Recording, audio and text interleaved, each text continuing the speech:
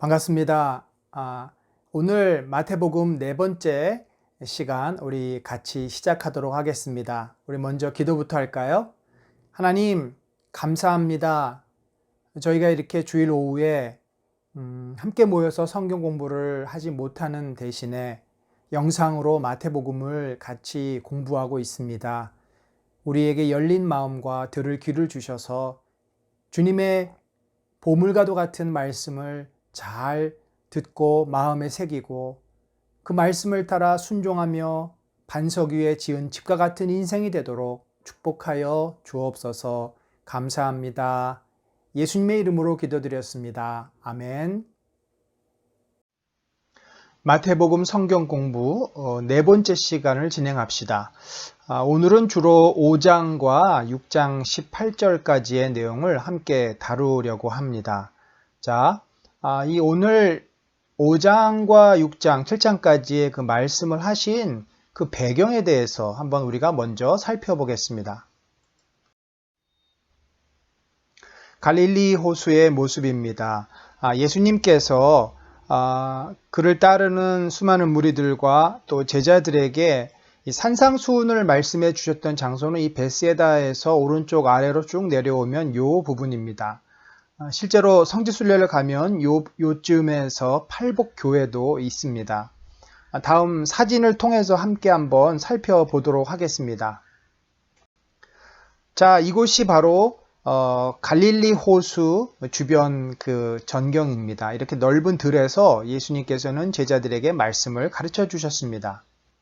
자, 이렇게 풀도 많이 나 있고 이 넓은 곳에서 예수님이 바다를 등지고 이곳에 앉아 있는 수많은 사람들에게 말씀을 전하셨습니다. 우리가 5장부터 7장의 주제를 천국 시민의 삶으로 잡았습니다. 그러니까 이 마태는 지금 교회 성도들이 예수 그리스도께서 선포하신 새로운 나라, 천국의 백성이고 이제 그들이 이 땅에서 하나님 나라의 백성으로 새로운 이스라엘로 살아가기 위해서 또 지켜야 하고 또 따라야 되는 그 삶의 도리들, 그 원리들이 무엇인지를 이 산상수훈에서 말씀을 주고 있는 거죠. 예수님을 마태는 누구라고 했습니까? 위대한 스승, 제2의 모세, 가르치는 교사라고 설명을 합니다. 자, 모세가 이제 시내산에서 율법을 주지 않았습니까? 십계명을 주었습니다. 그러한 것처럼 제2의 모세인 예수님께서는 이 갈릴리 호숫가에서 바로 산상수훈, 팔복과 하나님 나라의 백성으로서 살아가야 된 삶의 원리들을 주셨다라고 그렇게 이제 이야기를 하는 거죠. 자, 팔복을 먼저 살펴보겠습니다. 여러분, 복이라는 게 뭘까요? 가장 가치 있고 귀한 것 아니겠습니까? 우리가 요즘 말하는 행복. 그러면 이제 예수님께서는 너희가 이 하나님 나라의 백성이 되었는데 이 하나님 나라에서는 무엇을 가장 가치 있는 것으로 여기는 줄 아느냐? 너희가 나를 따르고 하나님을 섬기면서 무엇을 가장 소중하게 추구해야 되는지 아느냐? 그것을 이제 8가지에 걸쳐서 말씀을 해주시는데 그 중에 먼저 4가지는 우리 자신의 마음 안에 있는 복이라는 거죠. 우리의 내면에 나타나는 복입니다. 자, 첫 번째는 심령의 가난함이다. 3절에 이렇게 돼 있죠. 심령이 가난한 자는 복이 있나니 천국이 저희 것이며. 자, 심령이 가난하다는 말이 무슨 말입니까? 이것은 인간의 가장 깊은 내면의 세계가 심령 아닙니까? 그 심령이 아무것도 갖고 있지 않다. 가난이라는 것은 무소유의 상태니까. 그러니까 심령에 나 자신도 없고 내가 붙잡고 있는 어떤 이념과 가치도 없고 그 모든 것들을 다 내려놓은 상태를 말합니다. 누가는 심령이라는 말을 뺍니다. 그냥 가난한 자에게는 복이 있다. 물론 소유가 있을 수도 있고 없을 수도 있는데 그 소유하고는 상관없이 자기 자신이 참으로 무가치한 존재다. 나의 내면에 있는 것들은 더럽고 악한 것밖에 없다는 것을 깨닫는 순간 우리는 자신이 가난하다라는 것을 알게 되죠. 내 내면에 가장 위대하고 가장 가치 있고 고결한 것으로 가득 차 있다면 우리는 스스로 굉장히 의롭다라고 생각할 것입니다. 그러나 실제로 우리의 내면을 가만히 들여다보면 그렇지 못하다는 겁니다. 우리 안에는 죄도 있고 악한 것도 있고 이기심도 있고, 그래서 나의 이 내면에 정말 가치 있는 것이 없구나. 나는 무가치한 존재구나. 내가 어떤 붙잡고 있는 흔들림 없는 어떤 진리라든지 이런 것도 없는 그런 무가치한 자신임을 깨닫는 것이다 라고 볼 수 있는 거죠. 우리는 이렇게 내 마음이 정말 공허한 자이다 라고 깨닫는 그 순간 어떻게 되겠습니까? 겸손해집니다. 겸손해집니다. 내가 그동안 진리라고 생각했고 내가 최고라고 생각했던 것들이 그게 아니었구나, 무가치한 것이구나 라고 깨닫는 순간 우리는 겸손하게 되죠. 그리고 그 순간이야말로 하나님을 바라볼 수 있는 때입니다. 두 번째는 애통하는 마음입니다. 자, 애통하는 것은 뭘까요? 자신의 무가치함과 죄 때문에 괴로워서 고통스럽게 절규하는 것을 말합니다. 많은 사람들은 자신이 가난하다는 것, 자신이 무가치하다는 것을 너무너무 싫어합니다. 인정하고 싶어 하지 않습니다. 그래서 이것을 꽁꽁 숨기고 부인하고 오히려 과시하려고 듭니다. 그러나 진실하게 살려는 사람은 어느 순간인가 맞닥뜨려요. 자신의 진짜 모습을 봅니다. 그러면서 자기가 정말 행복해지고 싶고 자기는 정말 가치 있는 인생을 살고 싶었는데 내 인생이 그렇지 못하다는 것에 대해서 굉장히 마음 아파하고 허무해하고, 그러다가 예수 그리스도를 만나는 사람은 정말 복받은 자들이죠. 그러나 많은 사람이 그렇지 못하고 그 애통하는 마음을 느끼지 않으려고 뭔가에 빠지고 또 쾌락을 추구하고 또 자꾸 더 이 겉에 드러나는 것에 집착하는 것이 이 세상 사람들의 모습 아니겠습니까? 우리는 마음이 내가 가난하다, 내가 무가치하다는 걸 깨달았을 때 내가 그렇게 사는 삶에 대해서, 나 자신의 이 연약함에 대해서 정말 안타까워하고 아파하고 고통스러워하고 후회하는 마음이 있어야지만 그것이 뭐로 연결이 되냐면 회개로 연결이 됩니다. 그래서 자신의 가난함을 인정하고 애통하는 자에게 하나님의 위로가 있고 은혜가 있고, 그런 자가 바로 하나님의 사랑을 알게 되는 거죠. 세 번째 복은 온유한 마음입니다. 여러분, 온유란 것은 자기 주장을 하지 않고 겸손하게 모든 것들을 받아들이는 태도죠. 심령이 가난해지고 애통을 경험했던 사람은 자신의 어떠한 지식, 자신의 어떠한 소유, 자기가 알고 있는 모든 것을 강하게 주장할 수가 없습니다. 왜냐하면 내가 누구인지를 진짜 알기 때문에. 그리고 다른 사람에 대해서도 훨씬 넓은 마음으로, 넉넉한 마음으로 받아주게 된다는 거죠.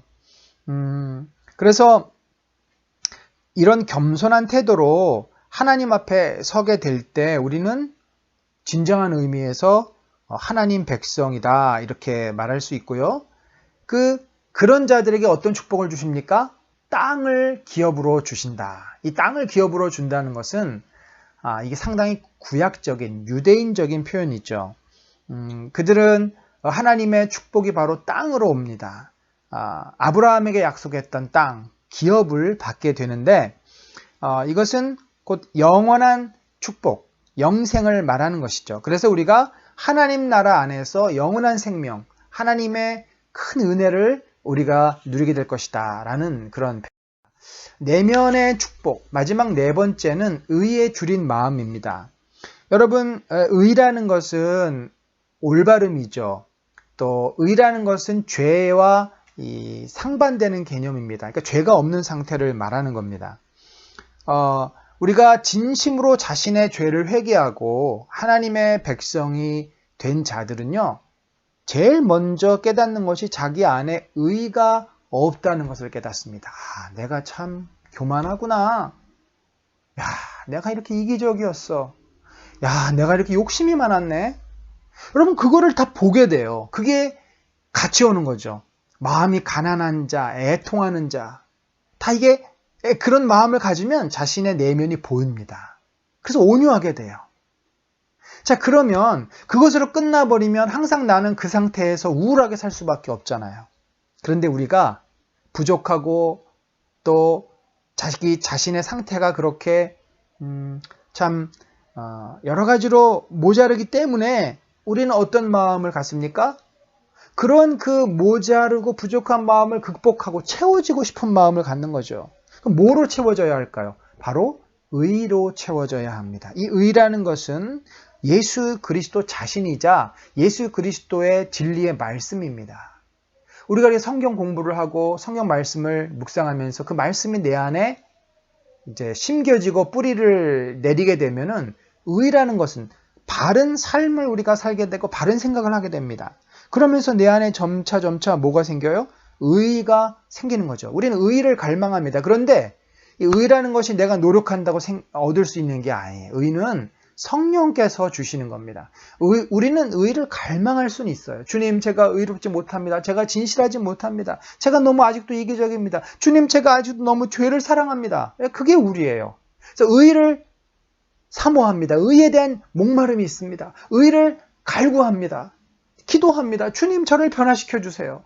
그때 성령께서 그런 자들에게 찾아오셔서 은혜를 주시고 생각을 고치게 하시고 마음을 뜨겁게 해서 내 행동을 이제는 버리게 하시고 이런 어떤 변화들이 일어나는데 그럼으로써 우리 안에 의가 점차 생겨진다는 거죠.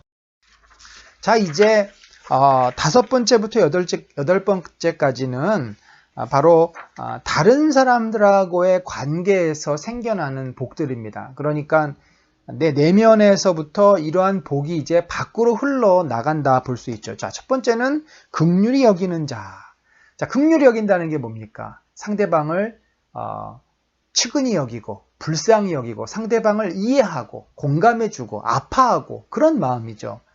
자, 우리가 하나님의 이 마음, 하나님의 의를 배우고 났을 때 그러면 어떻게 해요? 나도 죄인이었다가 의로운 자가 되었잖아요. 나도 죄 가운데 살다가 의를 알게 됐잖아요. 그러면 우리가 이제 다른 사람을 바라볼 때도 그런 이미 경험을 했기 때문에 저 사람도 죄인이야. 저 사람이 죄인이니까 비판을 받고 벌을 받아야 되라기보다 저 사람도 저 죄에서 헤매고 있네. 벗어나지 못하고 있네. 저 죄 가운데 얼마나 고통스러울까. 그런 그 긍휼히 여기는 마음을 갖게 된다는 거죠. 다른 사람의 고통에 대해서, 다른 사람의 상처에 대해서 이해하게 되고 아파하게 되고 그들을 긍휼히 여기면서 그들을 도와주고 싶은 마음을 갖는다는 거죠. 우리가 그런 마음을 가지면 주님은 우리를 더 큰 긍휼과 은혜로 우리를 품어주신다. 그래서 항상 베풀고 사랑하고 섬기는 자는 그런 또 은혜를 경험하는 것입니다. 자, 이제 여섯 번째에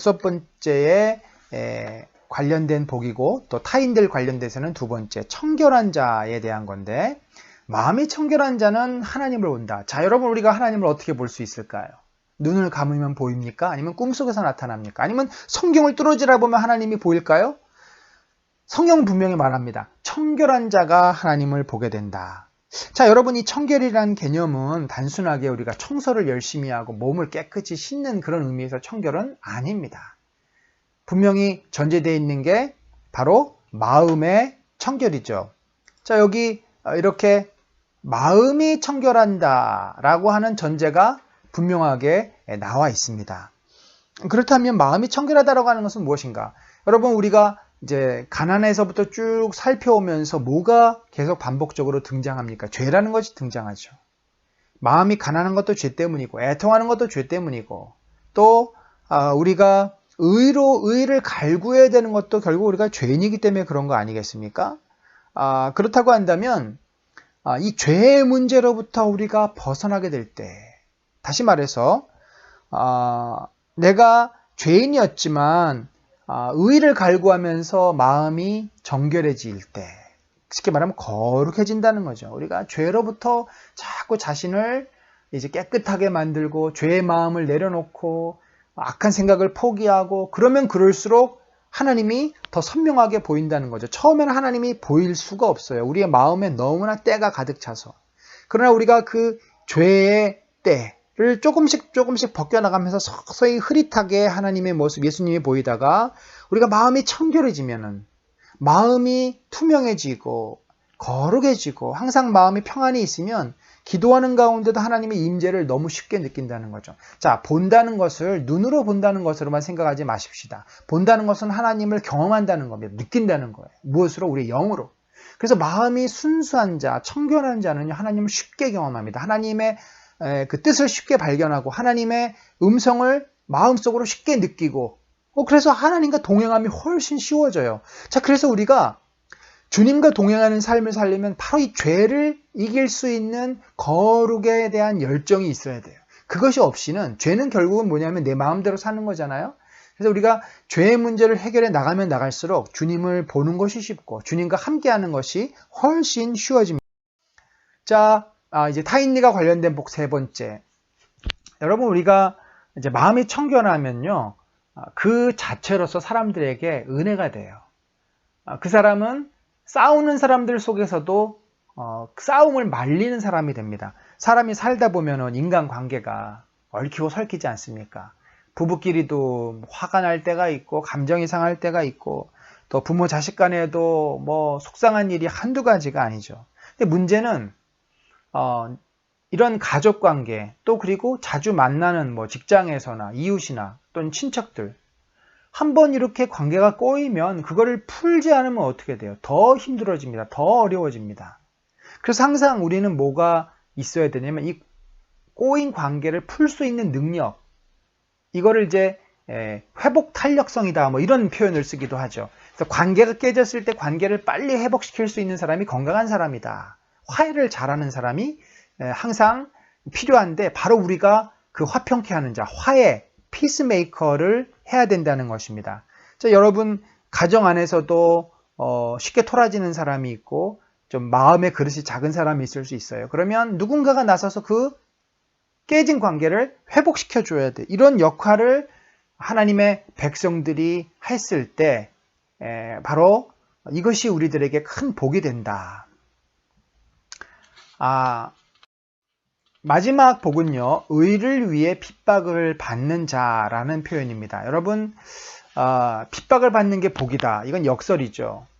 팔복 그러면 뭐 첫 번째는 다이아몬드, 두 번째는 뭐 루비, 사파이어, 막 이런 거를 얘기해야지 우리가 복이라고 느껴지는데 성경에서 특별히 예수님이 유대인들에게 제자들에게 말씀해 주셨던 복은 전혀 반대의 개념입니다. 마음의 복을 이야기하고 우리가 쉽게 도달할 수 없는 그런 어떤 거룩의 경지에 대해서 이야기를 하고 마지막 말하는 팔복은 정말 하고 싶지 않은, 맞닥뜨리고 싶지 않은 핍박이라는 그런 단어를 예수님이 쓰고 계세요.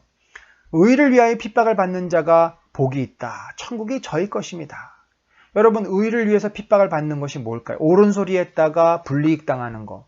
복음을 전했다가 또 역시 불이익을 당하는 거. 심지어 이제 뭐 우리 북녘 땅이라든지 무슬림 지역 이런 곳에서 신앙생활을 하다가 발각이 돼서 감옥소에 보내지는 거. 직장에서 해고를 당하는 거. 주의를 지키기 위해서 주일날 출근하라 그러는 것을 이제 따르지 않고 교회 갔다가 나중에 인사이동 때 불이익을 당하는 거. 다 이런 것들이 의를 위해서 핍박을 받는 거죠. 여러분, 그런데 당장 내 눈앞에 있는 이익을 추구하면서 사는 사람은 절대 이런 축복을 누릴 수가 없죠. 하나님 나라에 들어갈 수도 없습니다.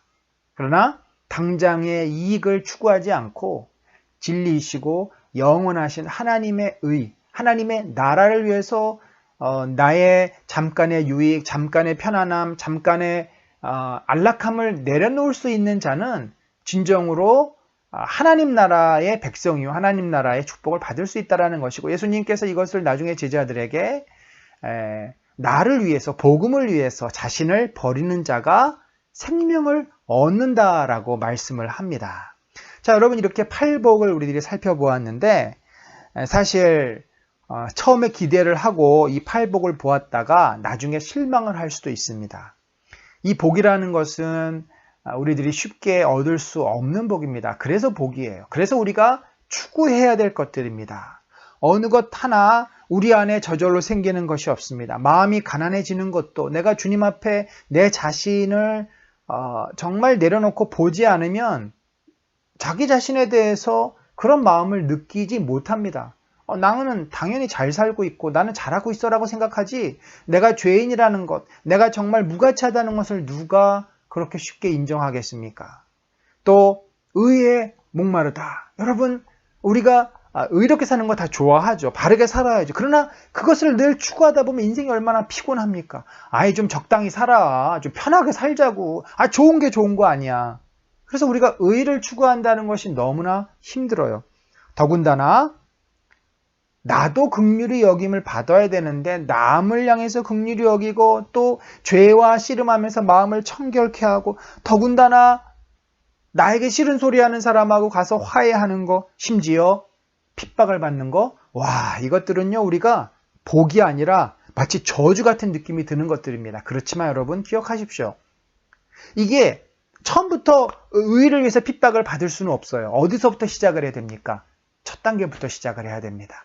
마음이 가난해지는 것부터 차츰차츰 하다 보면은 어느덧 내가 의를 갈망하는 사람이 되어 있고 의를 갈망하다 보면은 정말 내가 하나님의 마음을 알고 예수님을 닮아서 긍휼을 베푸는 자가 되는 거고요.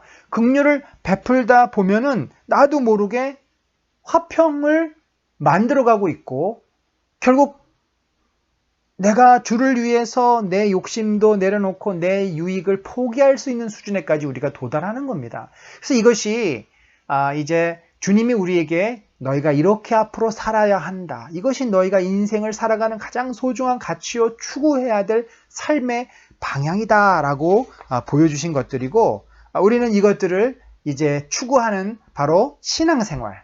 날마다 내 안에 팔복을 추구하고 팔복을 이루어가고 팔복을 경험하는 그런 인생이 돼야 될 줄로 압니다. 자, 이제 우리가 세상 속에서 제자로서 어떤 역할을 하면서 살아야 되는지에 대한 구체적인 얘기를 해봅시다. 예수님께서 앞에 팔복을 통해서 우리가 추구해야 될 삶의 가치를 말씀해 주셨고 이제 그 가치를 추구하면서 우리가 속해 있는 공동체 안에서 어떤 역할을 해야 되나. 첫 번째가 세상의 소금처럼 살아야 된다는 거고 두 번째가 세상의 빛이라는 거죠. 자, 소금에 대한 이야기를 먼저 해봅시다. 너희는 세상의 소금이니 소금이 만일 맛을 잃으면 무엇으로 짜게 하리요 후에는 아무 쓸데없이 다만 밖에 버리워 사람에게 밟힐 뿐입니다. 자, 여러분 우리가 소금 사진을 먼저 한번 보겠습니다. 자, 이 사진은 2005년 제가 성지순례 갔을 때 사해 옆에 있는 언덕에서 직접 찍은 사진이고요. 이 거무스레하게 보이는 것들이 다 소금 덩어리들입니다. 그러니까 사람들에게 밟혀서 혹은 이렇게 노지에 이렇게 노출이 되어 있는 거죠. 자, 이런 것들이 자기의 그 성분을 잃어버리면 짠맛은 안 나고 쓴 것이 되고 결국 소금의 역할을 할 수가 없어서 이렇게 버려지고 밟히게 된다는 거죠. 여러분 이 소금의 특징 두 가지라 그랬잖아요. 맛을 낸다. 소금이 들어가지 않으면 절대 음식이 맛이 있을 수가 없습니다. 소금 하나만으로도 맛을 낼 수가 있는 거죠. 또 부패를 방지합니다. 소금이 들어가면은 이제 부패가 그만큼 이제 멈춰질 수가 있습니다. 역사적으로 그 노아 시대에도 그랬고 얼마나 이 땅이 부패하고 타락했습니까? 그런데 하나님께서는 우리에게 일반 은총이라는 것을 주셨어요. 그래서 이 지구가 더 이상 부패하지 않고 썩지 않도록 유지할 수 있었는데 이 세상에 있어서 특별히 우리의 삶의 역사가 부패하지 않고 타락하지 않도록 막아주는 역할을 바로 우리 크리스찬들이 해야 된다는 거죠. 우리가 살고 있는 그 가정이나 또 직장이나 일상생활 속에서 우리는 맛을 내는 사람이 되어야 됩니다. 살맛을 내는 사람. 모두들 싸납고 사람들의 표정이 무겁고 다 좀 그렇지 않습니까? 그럴 때 우리는 밝은 표정을 하고 사람들을 상냥하게 대하고 사랑이 무엇인지 알게 해주는 역할. 그래서 사람들이 우리를 만나고 싶어하고 우리와 얘기하다 보면 마음이 뻥 뚫리는 그런 성숙한 삶을 사는 것이 제자의 모습이다. 또 사람들은 쉽게 타락하려고 하죠. 쉽게 부패하려고 합니다. 쉽게 이익을 내고 쉽게 욕심을 차리려고 합니다. 그때 우리는 No way! 안 돼요. 그렇게 하면 큰일 납니다. 모두 망하는 길입니다. 그렇게 우리가 노를 할 수 있고 그 타락한 것을 막을 수 있는 역할을 해야 된다라고 말씀을 합니다. 두 번째가 세상의 빛인 거죠. 자, 여러분, 빛의 속성은 뭡니까? 어둠을 몰아내는 거잖아요. 사물을 비추는 거고. 그래서 예수님이 이런 말씀을 하셨어요. 너희는 세상의 빛인데 산 위에 있는 동네가 숨기지 못한다. 자, 이 표현, 재밌는 표현이죠.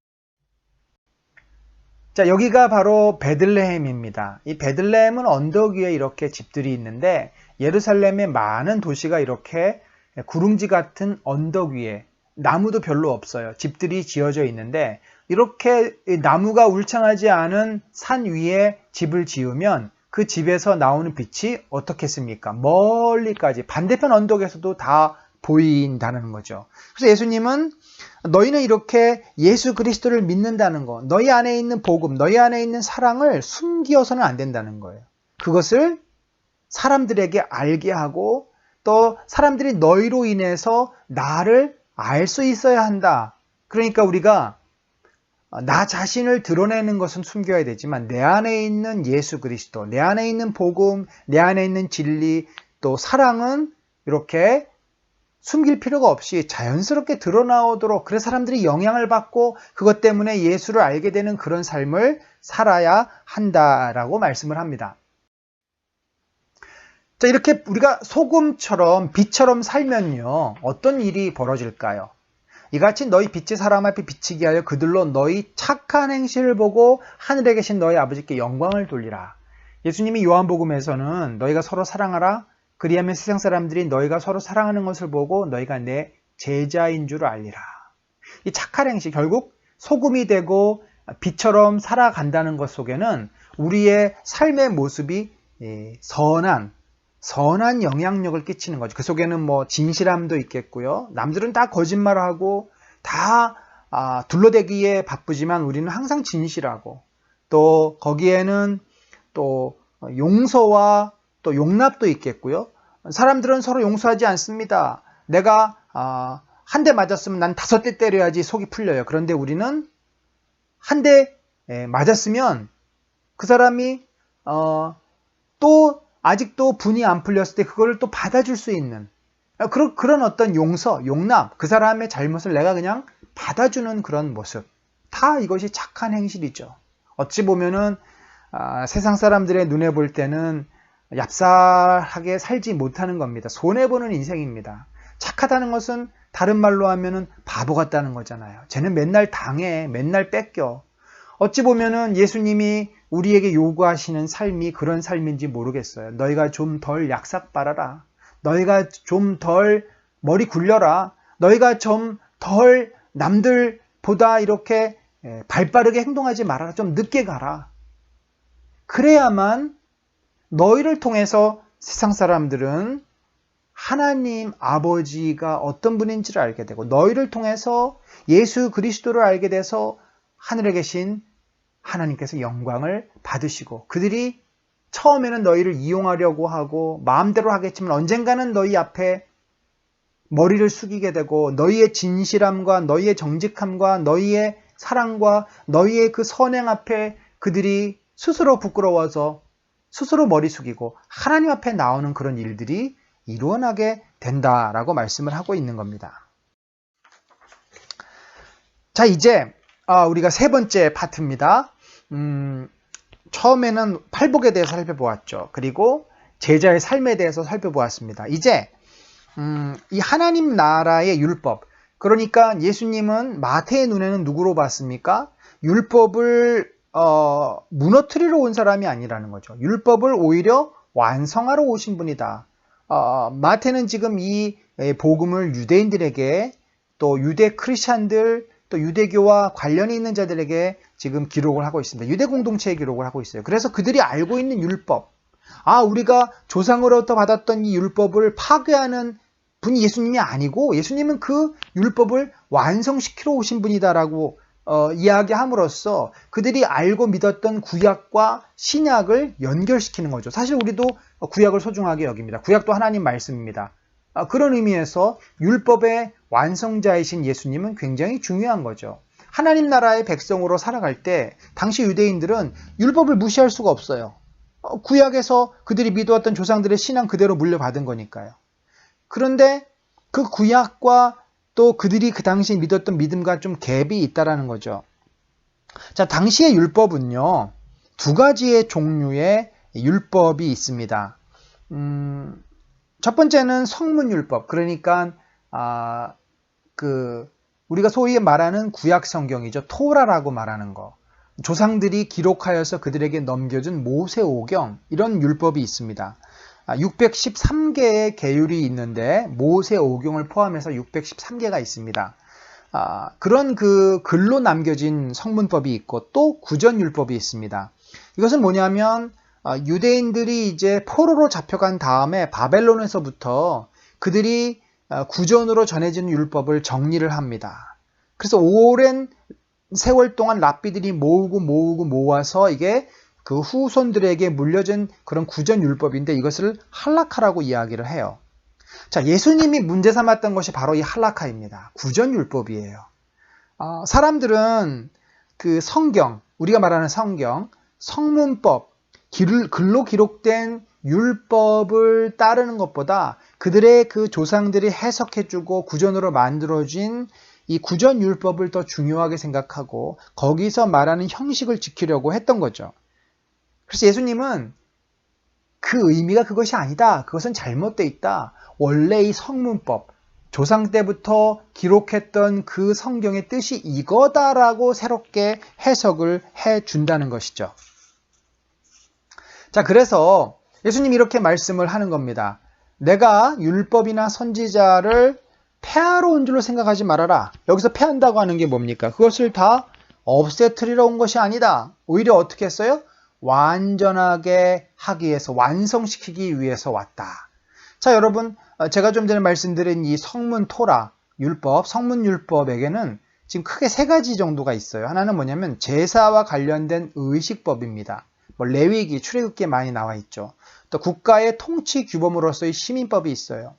이거 역시 민수기 또 출애굽기 보면은 이스라엘 백성이 어떻게 국가로서 조직을 갖추고 또 지파가 나뉘어지고 또 그들을 어떻게 이제 하나님 나라의 백성으로 이끌어갈 것인가 하는 그런 규범으로서의 시민법이 있습니다. 마지막은 삶의 도리로서의 도덕법으로서 이웃 간에는 어떻게 지내고 또 문제가 생겼을 때 도적질을 했을 때 그를 어떻게 처리할 것이 이런 어떤 도덕법 이렇게 세 가지를 우리가 보통 율법의 카테고리로 봅니다. 자, 그러면 예수님이 이 땅에 오셔가지고 완성시키신 것이 뭘까요? 이 그동안 완성되지 않은 그 율법을 완성시킨 바로 이 의식법입니다. 그 전까지 구약은 동물 제사를 드렸어요. 예수님이 오셔서 어떻게 했어요? 단번에, 히브리서 기자가 설명을 하죠. 단번에 어린 양으로 십자가에서 죽으심으로 그 모든 제사가 완성이 된 겁니다. 더 이상 그래서 동물 제사를 드리지 않아요. 자, 이 제사와 관련된 의식법이 예수 그리스도의 십자가의 죽으심으로 어린 양의 희생으로 말미암아 완성이 되었다. 자, 또 두 번째는 이제 이 국가의 규범으로서 시민법도 완성을 하셨는데 예수님이 오심으로써 구약의 이스라엘은 더 이상 존재하지 않습니다. 마태도 유대 공동체를 향해서 너희만이 하나님 나라의 백성이 아니다. 이방인들도 하나님 나라의 백성이다. 이제 더 이상 우리가 혈통을 통한 그 이스라엘이라고 하는 국가는 의미가 없어졌다. 실제로 이스라엘이라는 나라가 국가로서 존재하지 않아요. 그들은 식민지예요. 로마의 통치를 받은 이후로 그들은 더 이상 국가가 아닙니다. 그냥 민족일 뿐이죠. 예, 그들을 통치하는 것은 이스라엘이 아니라 항상 로마였고 또 다른 나라였어요. 그들이 식민지로서 그냥 하나의 그 부족으로서 살아가는 겁니다. 따라서 예수님이 오신 뒤로는 더 이상 이스라엘이 아니라 새 이스라엘, 곧 하나님 나라의 백성으로서 우리가 살아가게 된다는 것이고 그것이 결국은 신약시대에 와서는 교회가 된다는 겁니다. 그래서 이제 이스라엘은 폐지가 되었고 교회로서 우리가 하나의 국가는 아니지만 하나님 나라의 이제 시민, 하나님 영적인 나라죠. 이 땅에서의 국가가 아니라 영원한 하나님 나라의 시민으로서 우리가 하나님 나라의 백성이 되었고 그 나라의 법이 곧 이제 신약 성경이고 구약 성경이고 이 말씀이다라고 보게 됩니다. 세 번째, 삶의 도리로서의 도덕법인데 자, 이 도덕법도 예수님이 오셔서 완전히 완성을 했다기보다 그것을 이제 더 온전한 모습으로 성취하셨다고 보면 됩니다. 왜냐하면 앞에 두 카테고리는 구약과 신약이 단절이 됩니다. 구약에서 있었던 것이 신약에 와서는 끊어져요. 신약이 다른 모습으로 이것이 이제 전환이 되고 완성이 되는데, 도도법은 구약과 신약이 연결이 됩니다. 그러니까 한 단계 더 올라가는 거죠. 그런 의미에서 뭐 이혼의 문제라든지 또 예수님이 여러 가지 앞으로 6가지의 그 율법을 해석해 주시면서 구약의 백성들이 했던 그 문제, 이슈들, 뭐 이웃을 너희는 원수를 미워하라 했지만 이제 하나님 나라의 이 시민으로서 법으로서는 도덕법으로서는 원수를 사랑해야 한다. 이런 의미에서 삶의 도리로서의 도덕법은 한 단계 더 완성된 형태로서 예수님이 그 법을 완성시켜 주신다라고 볼 수가 있습니다. 자, 그 다음에 이제 18절에 보면은 천지가 없어지기 전에는 율법의 1.1획도 결코 없어지지 않는다. 이 말이 뭘까요? 바로 이때 하나도 없어지지 않는다는 것은 성문 토라를 말합니다. 하나님의 말씀은 결코 없어질 수 없다는 거죠. 변하지 않는다는 겁니다. 그래서 1.1획이라는 것이 이 히브리어의 이게 바로 점 아닙니까? 일단 획이죠. 엘로힘 아헤림 알 파네이. 그래서 이것이 이런 점이라든지 이런 획이라든지 이런 것들이 만약에 바뀌어지고 없어지면 그 뜻이 달라질 수 있기 때문에 구약의 성문 토라는 결코 변화되지 않고 영원히 하나님의 말씀은 계속 유지가 된다. 이런 말씀입니다. 또 19절에는 이런 말이 있어요. 천국에서는 이 계명 중에 지극히 작은 것 하나라도 버리고 또 가르치는 자는 천국에서는 지극히 작다. 반대로 이를 행하며 가르치는 천국에서 크다. 자, 작다, 크다는 그 가치를 말하는 거죠. 그러니까 구약의 율법이나 가르침, 이 모든 것도 다 소중하다는 성문법을 말합니다. 모세오경, 우리가 지금 읽는 구약, 이 어떤 것도 다 가치가 있는 것이기 때문에 그것을 소중하게 여겨야지 아무 것이라도 함부로 해서는 안 된다. 하나님 말씀은 다 가치 있는 것이다 라는 입니다.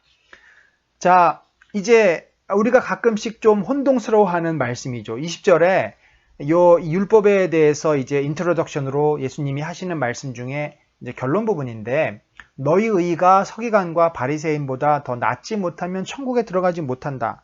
자, 여러분 여기서 이 의가 의를 잘 해석해야 됩니다. 자, 바리새인과 서기관들이 말하는 의는 뭘까요? 바로 그들이 붙잡고 있는 할라카, 구전 율법의 그 여러 가지 계명들을 지키는 겁니다.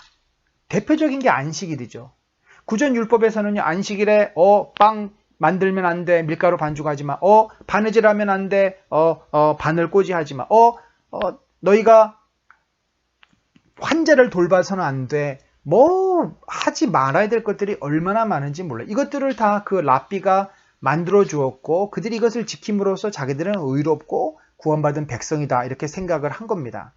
그러나 예수님께서는 그런 식의 할라카, 이 구전 율법을 지킨다고 너희가 하나님 백성이 되는 것이 아니라는 거죠. 결국 모세 율법, 성문 율법이죠. 우리가 알고 있는 구약의 그 말씀을 그대로 받아들이고 그 구약의 진정한 정신이 무엇인지 이해해서 그것을 지킴으로써 너희가 하나님 나라의 백성이 된다는 건데, 예수님께서 구약의 율법, 모세오경의 진정한 그 의미, 또 그 정신이 무엇인지를 이제 아래 6가지의 이슈를 가지고 설명해 주지 않습니까? 그게 뭐예요? 모세율법은 죄인을 심판하는 것입니까? 아닙니다. 결국 모세율법이 추구하는 것은요, 사랑의 율법이에요. 모세율법의 핵심이 하나님을 사랑하고 내 이웃을 내 몸처럼 사랑하라는 것입니다. 그래서 그 하나님을 사랑하는 것이 이제 레위기에서 제사 제도로 나타나는 거고, 10계명도 보세요. 앞에 4계명까지는 하나님을 사랑하는 것이고 뒤에 6계명이 이웃을 사랑하는 모습이에요. 그래서 이 사랑이라는 것이 결국 율법의 궁극적인 정신이고 목표이기 때문에 예수님께서는 그 당시의 사람들이 눈에 보이는 계명을 준수하는 그 수준, 할라카를 지키는 수준의 율법 준수의 수준으로 사는 서기관과 바리새이처럼 해가지고는 구원을 받을 수 없고, 진정으로 그 모세 율법이 추구하는 사랑의 마음을 품고 너희가 예수님을 믿고 하나님을 믿는 자는 진정으로 하나님 나라의 백성이 된다. 자, 그런 의미에서 저와 여러분은 이 서기관과 바리새인들보다 계명은 훨씬 못 지키지만 이미 우리는 그들보다 훨씬 나은 자들이고 천국에 들어간 백성이다. 이렇게 볼 수 있습니다. 그래서 앞으로 절대 여러분 이 구절 가지고 내가 지금 제대로 신앙생활 못하는데 내가 아직도 좀 거짓말도 좀 하고 내가 아직 여러 가지 부족한데 나는 천국에 못 들어가서 어떡하지? 어떤 이런 도덕적인 기준으로 꼭 이것을 이해하는데 이 말씀을 쓰지 말기를 바랍니다. 6가지의 주제들을 우리가 함께 봅시다. 예수님께서 이 6가지 주제들을 말할 때 반복적으로 보여주신 패턴이 있습니다. 그것이 뭐냐면 바로 이런 표현이죠. 옛사람에게 말한 바 혹은 너희는 이렇게 들었으나 이제 이것이 바로 구전 토라에 대한 이야기예요. 옛사람이 말한 바잖아요. 글로 쓴 게 아니라 그들이 말했던 대로 너희가 들은 구전은 들을 수만 있는 겁니다. 그래서 그 당시에 사람들이 신주단지처럼 붙잡았던 그 구전 토라에는 이러이러한 말들이 있는데 그것은 원래 모세에게 주셨던 모세오경의 정신과 이미 많이 벗어나 있다.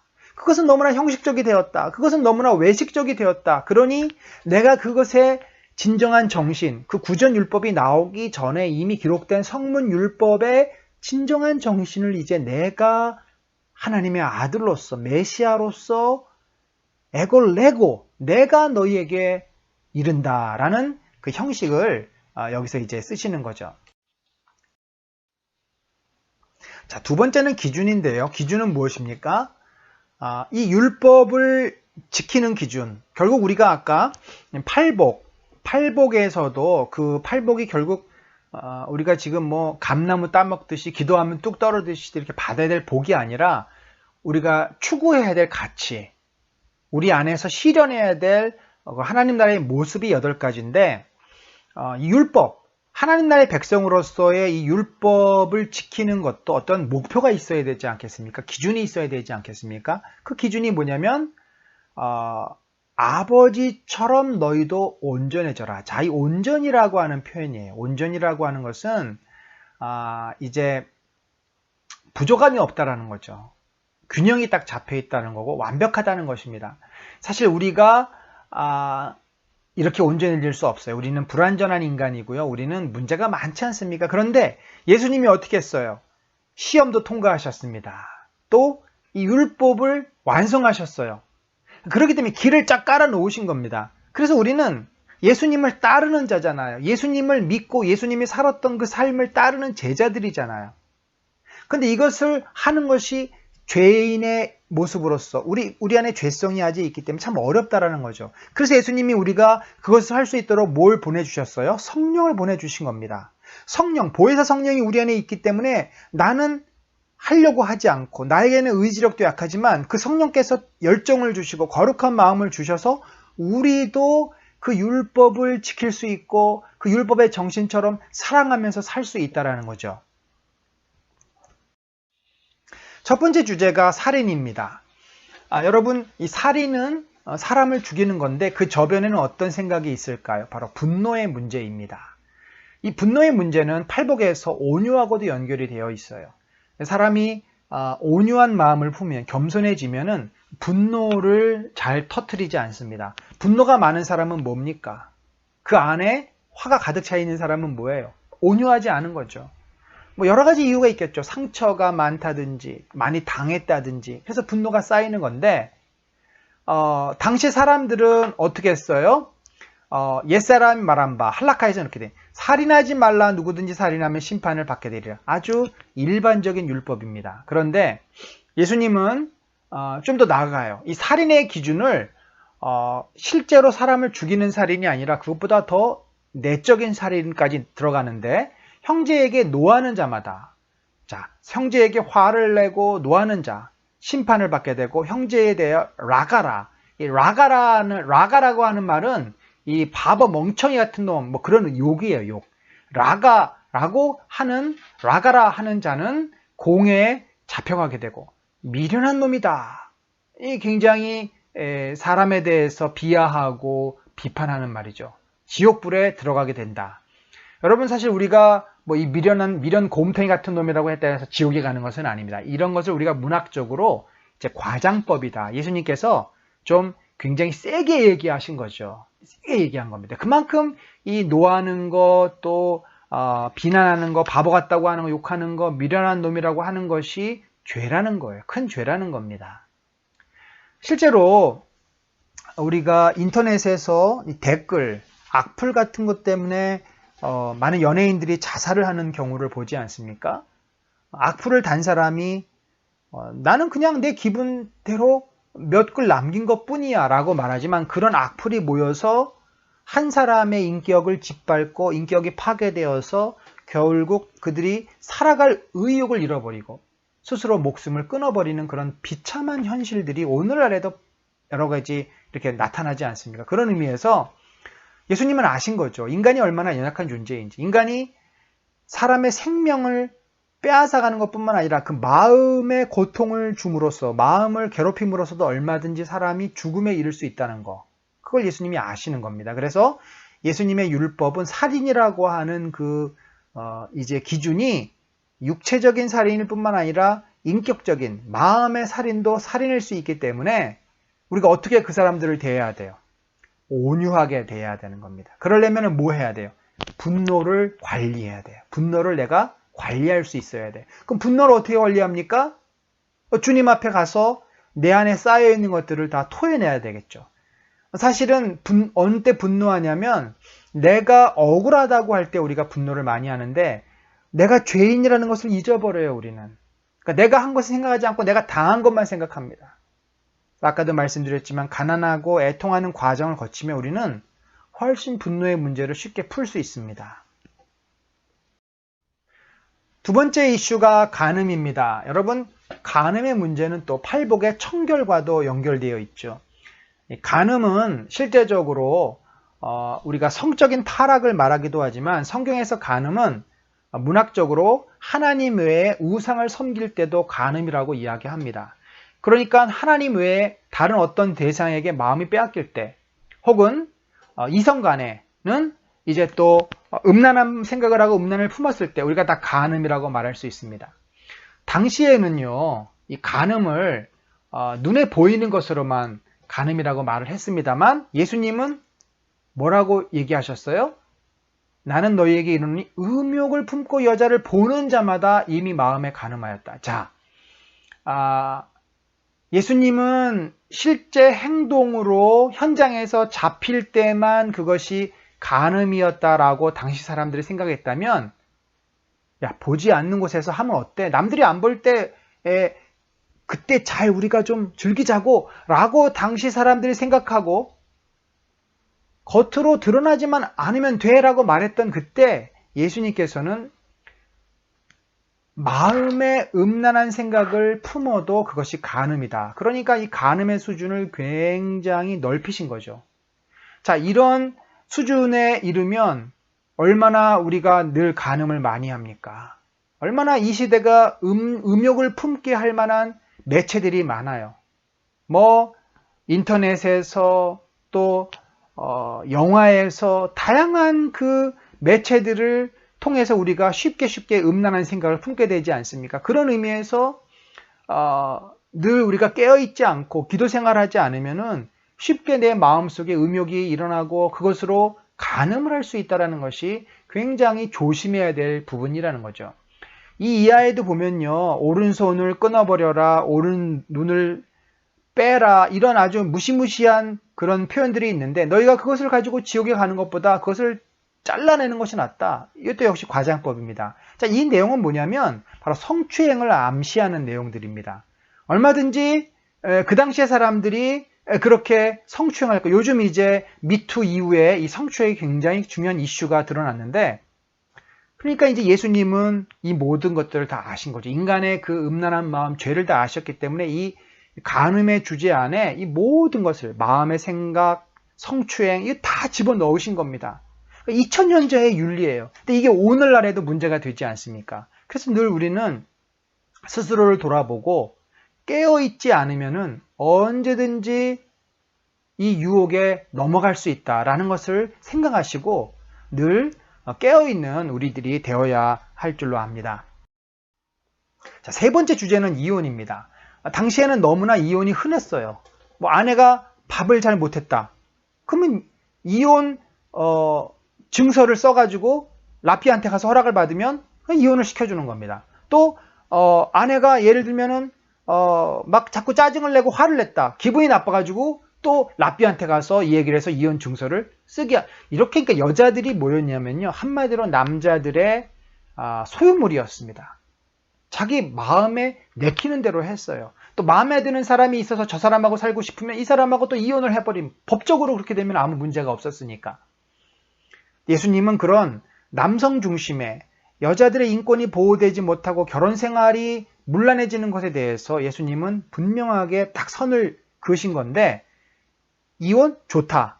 이혼하는 그 유일한 이유는 바로 음행한 문제가 발생했을 때문이다. 그때만 너희가 합법적으로 이혼을 할 수 있고 그 외에는 이혼하면 안 된다. 여러분 요즘 그 드라마에 꼭 나오는 주제가 이혼이죠. 뭐 요즘 뭐 한 번 갔다 온 사람인가 뭐 그런 드라마 주로 이혼에 대해서 이제 이혼한 가정들에 대해서 이제 갈등을 묘사한 건데 물론 뭐 이런 이야기들을 해요. 죽는 것보다 같이 사는 게 힘들다. 그러니 어떻게 같이 살겠냐. 결국 우리가 이혼을 하게 되는 가장 큰 이유는 결혼의 목표가 잘못 설정되어 있기 때문에 그렇죠. 결혼을 행복하기 위해서 한다. 여러분 그럼 반드시 이혼으로 가게 돼 있습니다. 결혼을 행복하기 위해서 하는 것이 아니라 결혼은 서로 행복해지기 위해 노력하기 위해서 하는 겁니다. 노력하지 않으면 절대 결혼이 행복을 보장해 주지 않아요. 서로 나에게 잘해줘. 나는 너 바라보고 결혼했어. 그런데 상대방은 너부터 나에게 잘해야지. 나는 이렇게 했는데 너는 그렇게 하면 어떡해? 서로가 서로에게 요구만 하다 보니까 관계가 자꾸 나빠지고 서로 힘들어질 수밖에 없습니다. 행복은 가만히 있는다고 주어지는 게 아니에요. 행복은 서로 노력하는 겁니다. 서로를 이해해주고 받아주고 용납하고 만들어가는 거죠. 그래서 결혼은 행복하기 위해서 결혼한 것이 아니라 행복하도록 노력하기 위해서. 그래서 그 노력하는 자에게는 행복이 찾아오는 겁니다. 그래서 우리가 이혼을 벗어나야지. 그러지 않으면 이혼할 이유는요, 100가지. 얼마든지 말할 수 있는 거죠. 다음은 맹세와 관련된 주제인데, 맹세는 진실 또는 의롭다라는 것과 연결될 수 있습니다. 당시 사람들은요, 맹세를 너무 남발했어요. 그러니까 내가 하나님을 두고 맹세하지 이런 표현을 막 썼다는 거예요.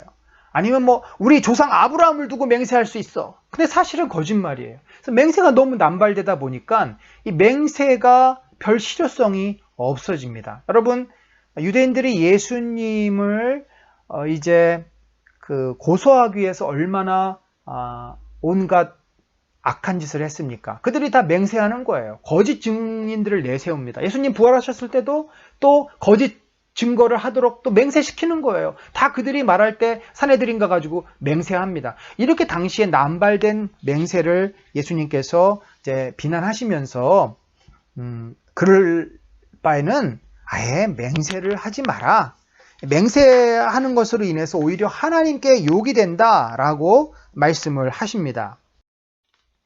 다섯 번째는 보복에 관한 주제입니다.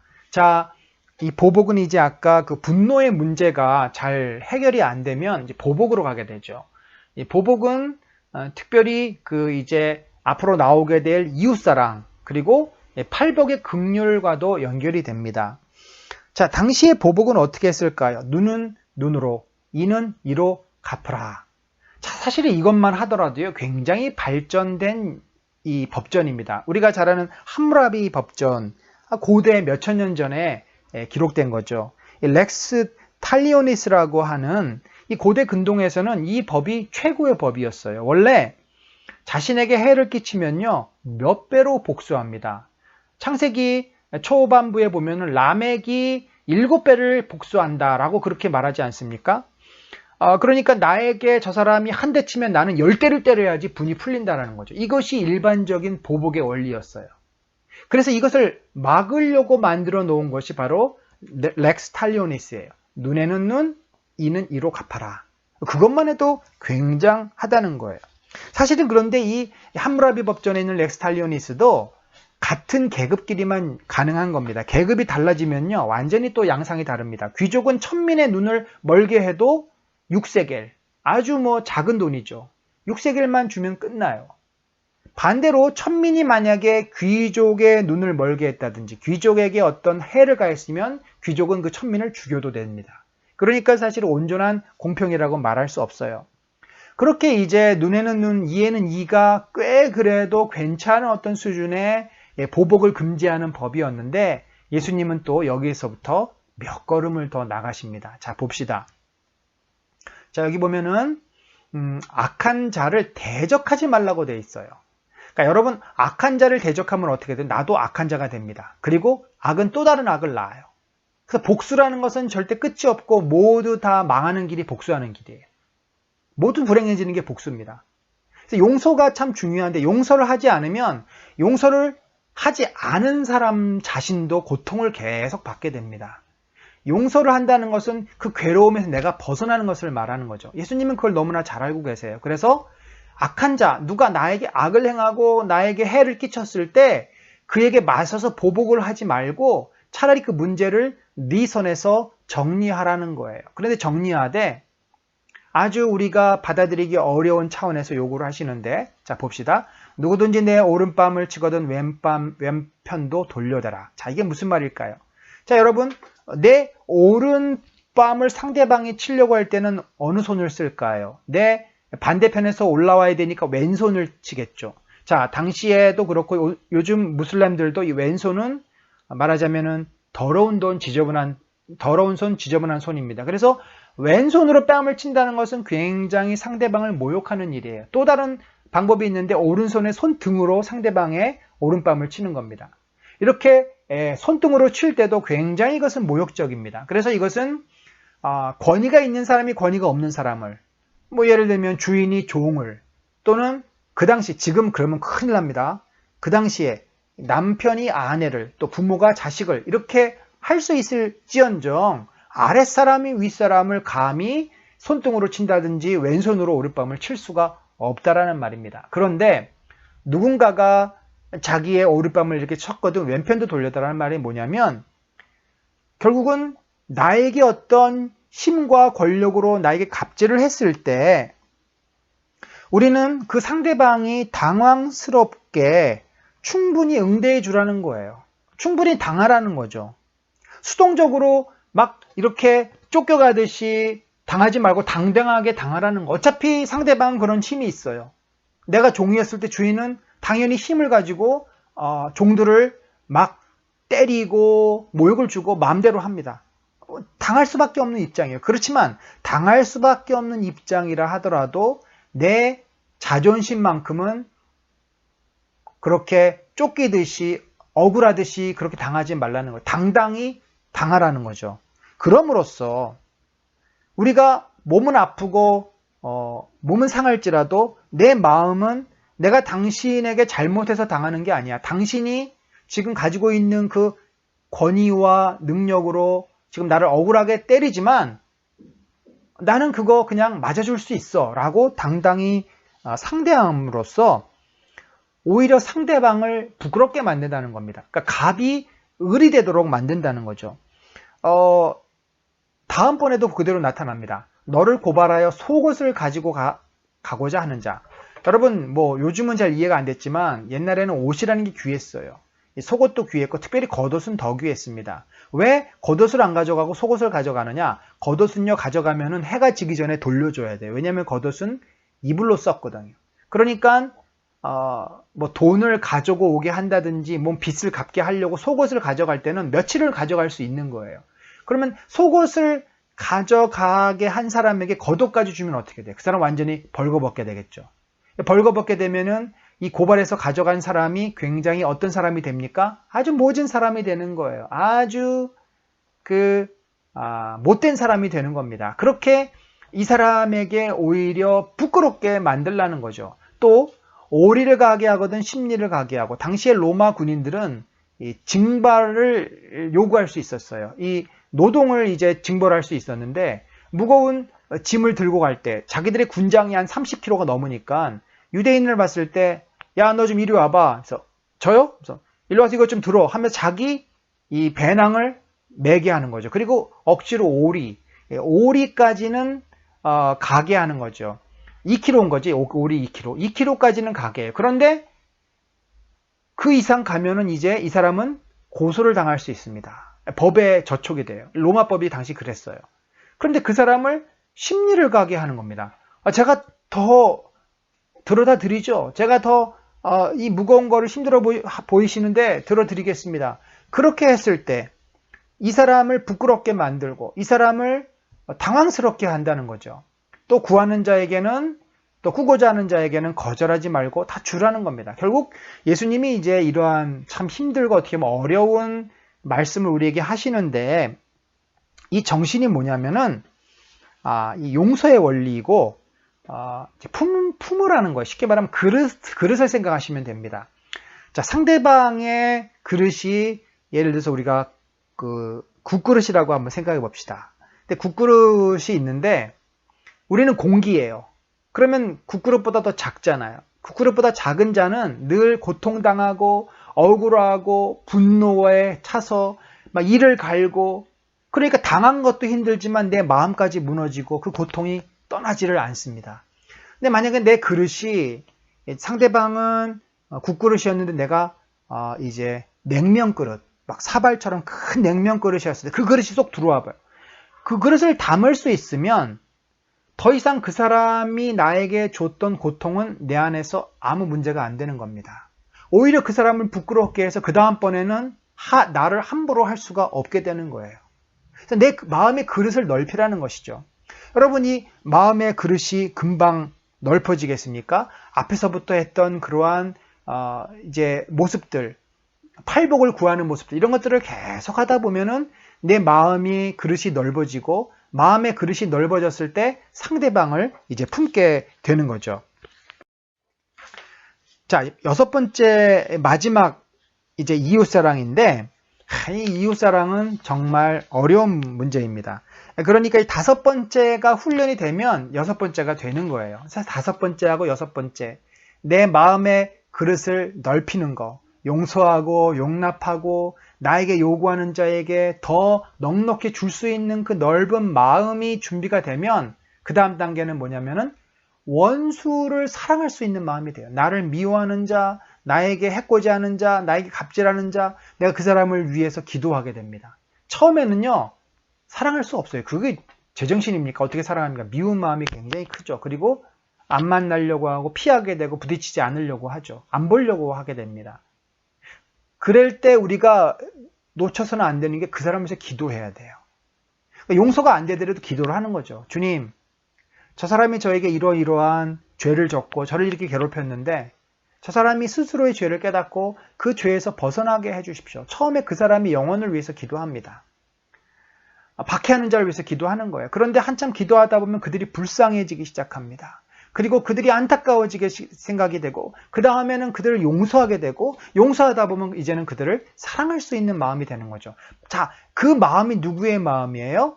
예수 그리스도의 마음이고 하나님 아버지의 마음이에요. 예수님께서 십자가에서 죽으실 때, 하나님, 저들이 자기들이 짓는 죄를 알지 못합니다. 저들의 죄를 용서해 주십시오. 예수님께서는 자기를 십자가에 못 박는 조롱하는 로마 군병과 유대인들을 안타까운 마음으로, 자기들이 지금 무슨 짓을 하는지 알지도 못한 채 저렇게 하고 있는 저들을 안타까운 마음으로 쳐다보시면서 하나님께 용서를 이제 구했던 겁니다. 자, 이렇게 해야 되는 이유는 우리의 그 수준, 우리의 그 사랑의 수준이 원수까지도 품을 수 있는 수준으로 올라가야 되는데, 이제 그러지 않으면 세상 사람들하고 똑같다는 거예요. 여기 보면은 나를 사랑하는 자를 사랑하고 또 너희 형제에게만 무난하면은 이게 무슨 의미가 있겠냐? 그러니까 여기에는 뭐예요? 이방인들도 너희가 사랑하라는 거예요. 이방인들도, 유대인들에게 지금 그걸 요구하는 겁니다. 당시에 유대인들은 이방인을 개처럼 취급했잖아요. 그를 개처럼 취급하지 말고 그들을 사랑해라 라고 하는 거죠. 자, 이제 마지막 부분입니다. 6장. 우리가 이제 시간이 많이 지났죠? 좀 빨리 해보겠습니다. 외식이라는 문제. 외식은 뭐예요? 거짓으로 율법을 지키는 거죠. 속은 그렇지 않은데 겉으로는 그런 것처럼. 자, 여기 보니까 먼저 당시 유대인들은요, 사람들에게 인정받기 위한 목적으로 위선적인 행동을 참 많이 했습니다. 속으로는 안 그랬는데 한 것처럼. 얼마나 하나님 앞에 부끄러운 일입니까? 이제 예수님께서 사람에게 보이려고 의를 행치 않도록 해라. 만약에 너희가 그렇게 하다 보면 하나님께서는 너희의 그 선행을 받아주신다. 첫 번째가 구제예요. 구제할 때 이 사람들은 막 떠벌리는 거예요. 자기가 구제한 거를 알게 하는 거예요. 그런데 하나님께서는 오른손이 하는 것을 왼손이 모르게 하라. 또 외식하는 자는 뭐 회당과 막 거리에서 막 가난한 자들에게 돈을 주지만 은밀하게 하라는 거죠. 그래서 여러분 우리가 누군가를 도울 때 익명으로 하는 거 참 좋은 일이고요. 누군가를 도울 때 정말 그 사랑의 마음, 안타까운 마음으로 하는 것을 주님이 다 기억하시고 받아주신다는 겁니다. 두 번째는 기도 생활인데요. 당시에 바리새인들은 어떻게 기도했어요? 저희는 사람에게 보이려고, 보이기 위해서 기도했다는 거. 회당과 큰 거리 어귀에서 서서 기도하기를 좋아하느니라. 이렇게 기도를 한 겁니다. 사람들이 지나다니는 그런 이 길거리에서 이렇게 막 기도해요. 당시에 유대인들은 머리에다가 요 상자를 두르고 여기에 신명기 6장이 들어있죠. 6장 4절. 그리고 역시 여기에도 띠 두르고 또 이렇게 두건을 이제 둘러 씌우고 손은 하늘로 해서 서서 이게 유대인의 전형적인 기도 모습이에요. 이러면 사람들이 저 사람 참 경건한 사람이네. 기도생활 열심히 하네. 이럴 수 있다라는 거죠. 우리가 요즘 남자 집사님들이 이제 기도 주일날 대표 기도를 하시는데 저는 참 감동적입니다. 무엇보다 제가 감동적인 것은 우리 기도하시는 분들의 그 자기 고백, 진실한 자기 고백이 담겨져 있어요. 기도의 가장 큰 핵심은 내 안에서 하나님 앞에 고백하듯이 하는 기도 아닙니까? 여러분, 기도하실 때 골방에서 기도하라는 말이 그겁니다. 은밀하게 정말 내 진실한 마음을 주님께 쏟아놓을 수 있는 그런 장소, 시간, 그런 마음으로 기도하시면 하나님이 받으신다는 거예요. 자, 마지막은 금식인데요. 역시 금식할 때도 사람들에게 보이기 위해서 금식하지 말아라. 오히려 금식을 했을 때는 머리를 잘 빗고서 사람들에게 금식하지 않은 것처럼 그렇게 하라. 결국 여러분, 우리가 신앙생활을 할 때에는 남을 의식하고 신앙생활을 하면 그건 굉장히 마이너스입니다. 늘 내가 하나님 앞에 어떤 모습으로 서야 할까? 하나님 앞에 어떻게 행동해야 될까? 이것을 고민하면서 생각하면서 우리가 신앙생활을 해야 될 줄로 압니다. 예, 여러분 강의 잘 들으셨습니까? 오늘은 내용이 상당히 많아서 1시간이 넘었습니다.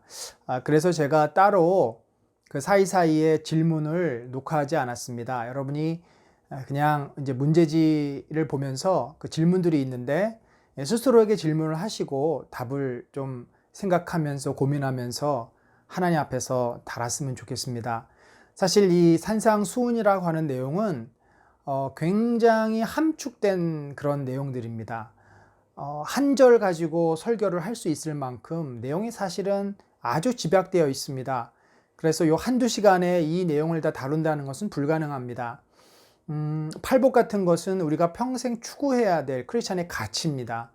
또 예수님이 율법을 어떻게 풀어주시는지, 어떻게 완성하시는지에 대한 내용도 우리가 하나하나 정말 기도하면서 또 품고 그렇게 살아가야 될 아주 핵심적인 내용들입니다. 여러분들 오늘 들으신 내용을 그냥 지나가지 마시고 한 구절 한 구절 좀 다시 곱씹고 다시 좀 되새기면서 우리가 이러한 성숙한 하나님 나라의 백성으로 시민으로 살 수 있는 그런 가치, 그런 어떤 윤리 기준, 그런 마음의 태도를 배우는 복된 오늘이었으면 좋겠고요. 다음 주에는 우리가 이제 6장 나머지 부분과 7장을 다룰 것입니다. 역시 하나님 나라의 백성으로서 이 땅을 살아가야 될 너무 소중한 가치와 태도에 대해서 다루게 됩니다. 꼭 읽어 오시고, 그리고 강의를 다 들으신 다음에 여러분들 꼭 표시를 좀 해주셨으면 좋겠습니다.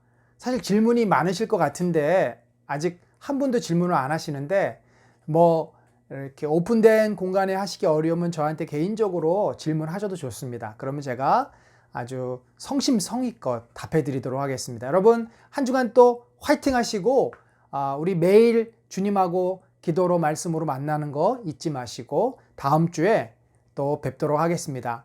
자, 그럼 한 주간 승리하십시다.